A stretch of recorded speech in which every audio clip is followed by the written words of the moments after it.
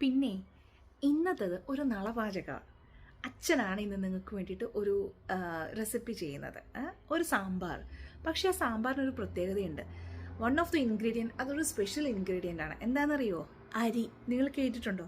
ഇല്ല അല്ലേ? എൻ്റെ കൂട്ട് തന്നെ. ഞാനും ആദ്യമായിട്ട് കഴിക്കുക, പക്ഷെ അസാധ്യ രുചിയാണ്. നിങ്ങളും പറ്റുമെങ്കിൽ ഒന്ന് ട്രൈ ചെയ്ത് നോക്കിയിട്ട് അഭിപ്രായം പറയണം. ഉപയോഗിക്കേണ്ട പാത്രം നാട്ടിൽ കിട്ടത്തില്ല. ഇങ്ങനെ ഇത് കണ്ടോ, നമ്മൾ ഇങ്ങനെ എല്ലാവർക്കും നമസ്കാരം. നമ്മുടെ സിഡ്നി ട്രാവൽ ടൈൽസിൻ്റെ ഒരു അടിപൊളി പഴയ സാമ്പാറാണ് നിങ്ങൾ കാണാം. ഓക്കെ, അതിന് ആവശ്യമായ സാധനങ്ങൾ ഇവിടെ ഡിസ്പ്ലേ ഉണ്ട്, നോക്കിയാട്ടെ. ഇത് നമ്മുടെ പുഴുക്കലരി. അതായത് 2 അരി വെച്ച് സാമ്പാർ. ഞാൻ ആദ്യം പുഴുക്കലരി. ശരി. ഉഴുന്ന്, പരിപ്പ്, ഓക്കെ, മല്ലിപ്പൊടി, മുളക് പൊടി, ഇതെല്ലാം നമ്മുടെ മനോധർമ്മം. അതായത് ഇത് കറിവേപ്പില. നമ്മൾ ഇത്ര ഐറ്റംസ് ചെറിയ തോതിൽ വറക്കും. ഒന്ന് വറുത്ത് അതിന് ഓരോന്നും ഇൻഡിവിജ്വലായിട്ട് വറക്കണം, അത്രേ ഉള്ളൂ. പിന്നെ അതിന്റെ വെജിറ്റബിൾസ് അറിയാമല്ലോ, ഉള്ളി, പിന്നെ മുള്ളങ്കി. ഇതാണ് ഞാൻ പറഞ്ഞ ബാംഗ്ലൂർ കത്തിരിക്ക. വേറെ പേര് നമ്മുടെ കഴിഞ്ഞ വീഡിയോയിലുണ്ട്. ചൗ. പിന്നെ വെണ്ടയ്ക്ക, പച്ചമുളക്, തക്കാളി, പിന്നെ ഈ ഉള്ളിയുടെ സ്പ്രിംഗ് ഓണിയൻ. അതാണ്. ഇത്രേ ഉള്ളൂ. ഇത് ഒത്തിരി സിമ്പിൾ ആണ്. ഇതൊക്കെ ഓപ്ഷനാണ്, വേണമെങ്കിൽ ഇട്ടാൽ മതി കേട്ടോ. ഇത്രേ ഉള്ളൂ. ഇതുകൊണ്ട് സാമ്പാർ ഉണ്ടാക്കുന്നതായിരിക്കും. ഓക്കെ. പച്ചക്കറിയെല്ലാം അരിയേണ്ട രീതി: മുള്ളങ്കി ഈ ഒരു സൈസ്,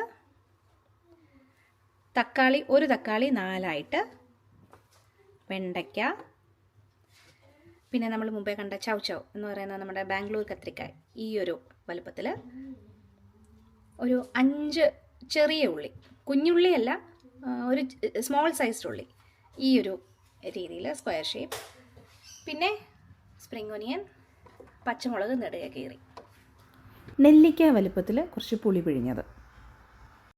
അച്ഛൻ ആദ്യം പറഞ്ഞ ചേരുവകൾ, അതായത് അരി, തുവരപ്പരിപ്പ്, ഉഴുന്ന്, മുളക് പൊടി, മല്ലിപ്പൊടി, കരിവേപ്പില, കായപ്പൊടി, ഇതെല്ലാം ചെറുതായിട്ടൊന്ന് ചൂടാക്കി മാറ്റി വെക്കണം. ഇവിടെ നമ്മുടെ നാട്ടിൽ കിട്ടുന്ന വെസലല്ല ഇത്. ഈ വെസൽ എന്ന് പറഞ്ഞാൽ ഇത് കണ്ടില്ലേ, ഇത് ഏത് ആംഗിളും തിരിയും. കണ്ടോ, നമ്മൾ തിരിച്ചു കഴിയുമ്പോൾ നമ്മൾ അതിനകത്തോട്ട് കൈകൊണ്ട് തിരിക്കണ്ട, ഇത് തിരിഞ്ഞോളൂ ഓട്ടോമാറ്റിക്കായിട്ട്. അങ്ങനെ കണ്ടില്ലയോ? അപ്പൊ നിങ്ങൾ വിചാരിക്കും സ്ക്രൂ പോയതാണെന്ന്. സ്ക്രൂ പോയതല്ല. ഇത് എല്ലാം കൂടെ വറുത്ത് ഇതിനകത്ത് മിക്സിയിൽ ജാറ് ഇട്ടിട്ടുണ്ട്. ഇത് നമ്മൾ ചെയ്തിട്ട് പൊടിഞ്ഞു. അതാണ്. ഓക്കെ. ഇനി സാമ്പാറിന് ആവശ്യമുള്ള തുവരപ്പരിപ്പ് എടുത്ത് കഴുകി വൃത്തിയാക്കി നല്ല വെള്ളം ഒഴിച്ച് തിളപ്പിക്കാൻ വെക്കണം. അതേസമയം വേറൊരു പാത്രത്തിലേക്ക് 4 സ്പൂൺ നമ്മൾ പൊടിച്ച പൊടിയെടുത്ത് മാറ്റി അതിലേക്ക് ചെറു ചൂടുവെള്ളം ചേർത്ത് പേസ്റ്റ് രൂപത്തിലാക്കുക.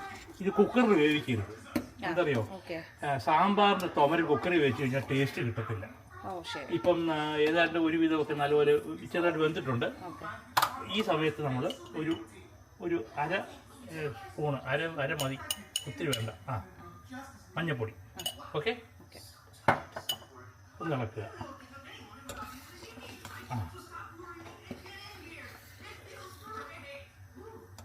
സാമ്പാർ വെന്തോ? ഓക്കെ, പരിപ്പ് വെന്തിട്ടുണ്ട്. നമ്മൾ വേണമെന്നില്ല, എന്നാലും പരിപ്പൊന്ന് ഉടയ്ക്കുന്നത് സുഖമായിരിക്കും.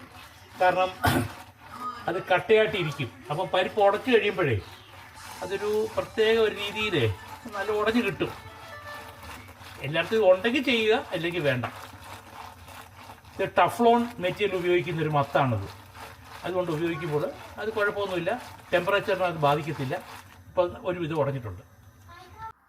തുവര ആവശ്യത്തിന് വെന്തതിന് ശേഷം അതിലേക്ക് നമ്മൾ കട്ട് ചെയ്ത് വെച്ച സവോള, ചൗ, അതുപോലെ റാഡിഷ്, നമ്മുടെ മുള്ളങ്കി, അതെല്ലാം ചേർത്ത് വേവാനായിട്ട് വെക്കണം. പച്ചക്കറിയെല്ലാം നന്നായിട്ട് വെന്തതിന് ശേഷം അതിലേക്ക് ആവശ്യത്തിന് ഉപ്പ്, പിന്നെ നമ്മൾ പേസ്റ്റ് രൂപത്തിലാക്കി വെച്ചേക്കുന്ന ആ ഒരു മസാല, അതിൻ്റെ കൂടെ തന്നെ പുളിവെള്ളം കൂടി ചേർത്ത് വെക്കണം. അടുത്ത എണ്ണ ഒഴിച്ചിട്ട് നമ്മുടെ വെണ്ടയ്ക്ക ഒന്ന് വഴറ്റിയെടുക്കണം. അത്രേ ഉള്ളൂ. ചെറിയ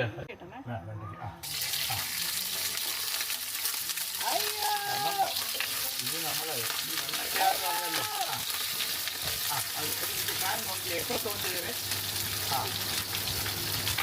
ഇതാണ്ട് ഇത് വെണ്ടയ്ക്ക വരട്ടിയത് നമ്മൾ അഡ്ജസ്റ്റ്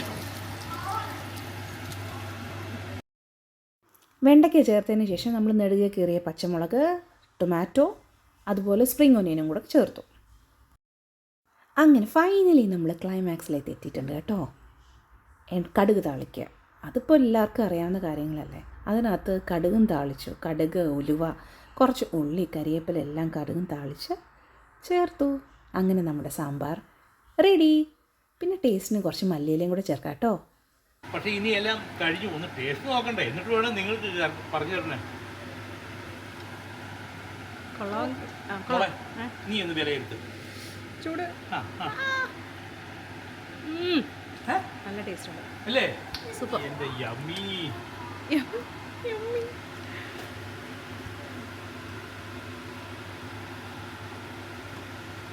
കുറച്ച് നേരം അടച്ചിട്ടുണ്ട് അല്ലേ? ആ, അടച്ചു. എന്നിട്ട് ഇനി ഇത്ര നേരം കഴിഞ്ഞ് ഉപയോഗിക്കാം.